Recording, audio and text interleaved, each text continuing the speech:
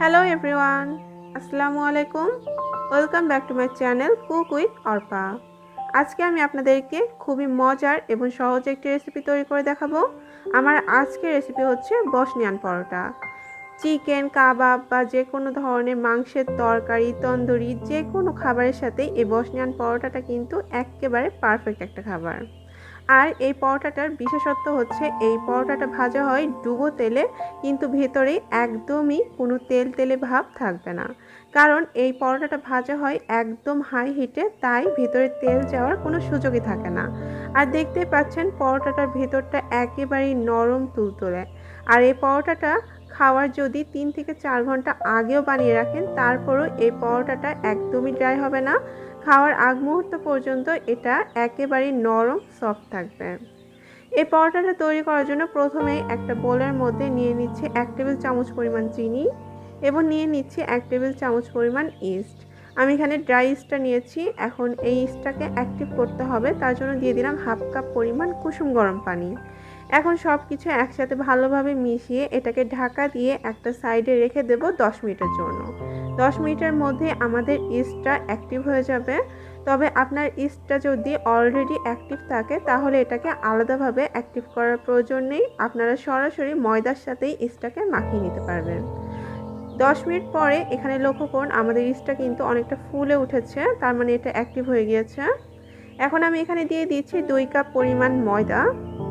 আপনারা চাইলে এখানে ময়দার পরিবর্তে আটাটাও ব্যবহার করতে পারেন, তবে ময়দা দিয়েই এটা পারফেক্ট হবে।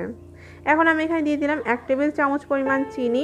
প্রথমে আমি 1 টেবিল চামচ দিয়েছিলাম আর এখন দিয়ে দিলাম 1 টেবিল চামচ, আর দিয়ে দিলাম স্বাদ মতো লবণ।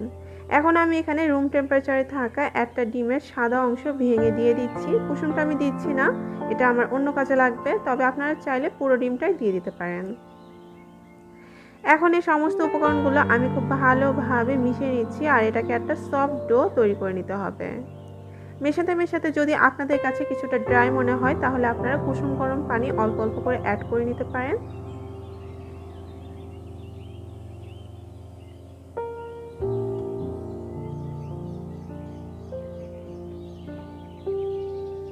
কিছুক্ষণ এভাবে মিশিয়ে নেওয়ার পর যখন এরকম আঠালো একটা ভাব তৈরি হয়ে যাবে, তখন এখানে আমি দিয়ে দিচ্ছি 1.5 টেবিল চামচ পরিমাণ রান্নার রেগুলার তেল। এখন তেলটা দিয়ে আবারও খুব ভালোভাবে এটাকে মথে নিচ্ছি। আর তেলটা দিয়ে যখন মথা শুরু করবেন তখন দেখবেন এটা আস্তে আস্তে স্মুথ হওয়া শুরু করবে।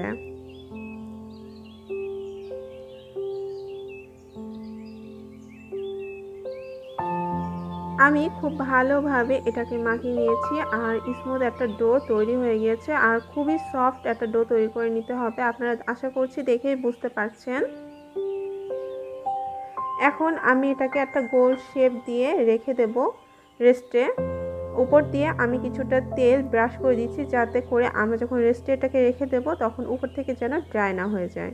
এখন এটাকে ঢেকে 1 ঘন্টার জন্য আমি রেস্টে রেখে দিচ্ছি। আর 1 ঘন্টা পরে দেখুন এটা কিছুটা ফুলে উঠেছে। যেহেতু এখন শীতকাল, তাই এটাকে চেষ্টা করবেন গরম কোনো জায়গায় রাখার জন্য, কারণ গরম যেহেতু এখন কম তাই এটা সহজে ফুলতে চাইবে না। তো আমি রান্নাঘরে রেখেছিলাম, রান্নাঘরটা তুলনামূলক গরম ছিল, তো আমার এতটুকু ফুলেছে। আপনারা চাইলে কুসুম গরম পানির উপরেও রাখতে পারেন, এতে করেও কিন্তু বেশ ভালোভাবে এটা ফোলে। এখন আবারও এটাকে আমি একটু মথে নিচ্ছি যাতে ভেতরে যে বাতাসটা ক্রিয়েট হয়েছে সেটা বেরিয়ে যায়। এখন এটাকে আমি একটা রুটি বেলার পিঁড়ির উপরে নিয়ে নিচ্ছি, কিছুটা ময়দা ছিটিয়ে নিয়েছি। এখন আমি এটাকে ছোট ছোট ডো হিসেবে কেটে নিচ্ছি, যেহেতু পরোটাটা আমাদের তৈরি করতে হবে।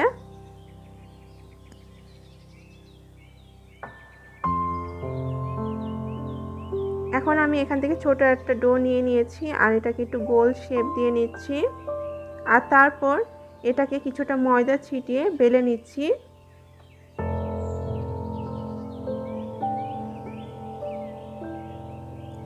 এটাকে কিন্তু খুব পাতলা করে বেলা যাবে না, মোটা একটা রুটি বেলে নিতে হবে।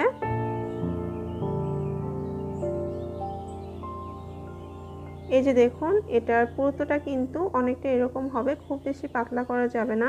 আমি মোটা করে রুটিটা বেলে নিয়েছি, আর এটাকে বেলে কিন্তু সাথে সাথে ভেজে নিতে হবে। এটাকে বেলে যদি একটা সাইডে রেখে দেন তাহলে কিন্তু এটা খুব বেশি ফুলতে চাইবে না বা রেখে দেওয়ার ফলে এটা যে পাত্রে রাখবেন সেই পাত্রে কিন্তু একটার সাথে আরেকটা লেগে যাবে, তাই চেষ্টা করবেন সাথে সাথে এটাকে ভাজার জন্য। এখন চুলায় একটা প্যান বসিয়ে তেলটাকে আমি কিন্তু এখানে ডুবো তেলে ভাজতে হবে এই পরোটা, সেই জন্য বেশি করে তেল দিয়ে নিয়েছি। আর তেলটাই কিন্তু হাই হিটে গরম করে নিতে হবে। তেলটা যখন হাই হিটে গরম হয়ে যাবে তখন পরোটাটা দিয়ে দিয়েছি। আর কিছুক্ষণ পরে দেখা যাবে এটা আস্তে আস্তে ফুলতে শুরু করবে। উপর দিয়ে এরকমভাবে একটু তেলটা ছড়িয়ে দেবেন, তাহলে কিন্তু এটা বেশ ভালোভাবে ফোলে। আর চুলার আঁচটা কিন্তু হাইতে রেখে এই পরোটাটাকে ভেজে নিতে হবে, তাহলে কিন্তু আপনার পরোটাটা পারফেক্ট হবে। খুবই সহজ এবং ঝটপট এই নাস্তাটা কিন্তু তৈরি করে নেওয়া যায়, একেবারেই ঝামেলা মুক্ত, অল্প কিছু উপকরণে কিন্তু এটা তৈরি হয়ে যায়। এখন একটা সাইড যখন ব্রাউন হয়ে এসেছে তখন আমি এটাকে খুবই সাবধানে উল্টিয়ে দিচ্ছি। আমি এখানে 2টা চামচের সাহায্য নিয়েছি আর সাবধানে এটাকে উল্টে দিচ্ছি। যেহেতু ডুবো তেলে ভাজা হচ্ছে তাই সাবধানে ভেজে নিতে হবে, না হলে তেল ছিটকে আসার সম্ভাবনা থাকবে। এখন অপর পাশটাও আমি এভাবে লালচে করে ভেজে নেব। আর এই যে ডুবো তেলে ভাজছি তারপরেও কিন্তু ভেতরে কোনো তেল প্রবেশ করবে না, কারণ এটাকে আমরা হাইটে ভেজে নিচ্ছি।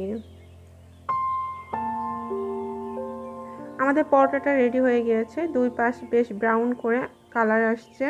আমি এখন এটাকে তেল থেকে উঠিয়ে নিচ্ছি আর উঠিয়ে একটা কিচেন টিস্যুর উপরে রেখে দিচ্ছি। আমি আরও একটা পরোটা আপনাদেরকে ভেজে দেখাই। পরোটাটা কিন্তু সাবধানে দেবেন, খুব বেশি তাড়াহুড়ো করে দিতে যাবেন না, তাহলে কিন্তু তেলটা ছিটে আসার সম্ভাবনা থাকে। চারপাশ থেকে একটু চেপে চেপে দিলে আর উপর থেকে কিছুটা তেল ছড়িয়ে দিলে কিন্তু এটা সুন্দরভাবে ফুলে উঠবে।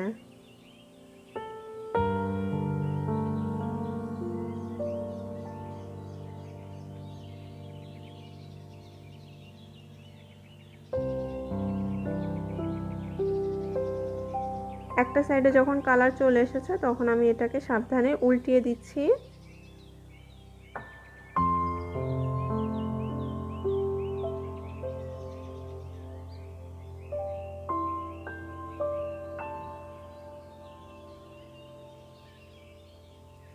আর এই পরোটাগুলো এতটাই মজার হয়েছে, এগুলো এমনিও কিন্তু খাওয়া যায়, এমনি খেতেও কিন্তু খুব মজা লাগে। এখন ঠিক একইভাবে আমি সবগুলো পরোটা তৈরি করে নেব। আর আমার 2 কাপ ময়দা থেকে মোট 6টার মতো পরোটা তৈরি হয়ে গিয়েছে।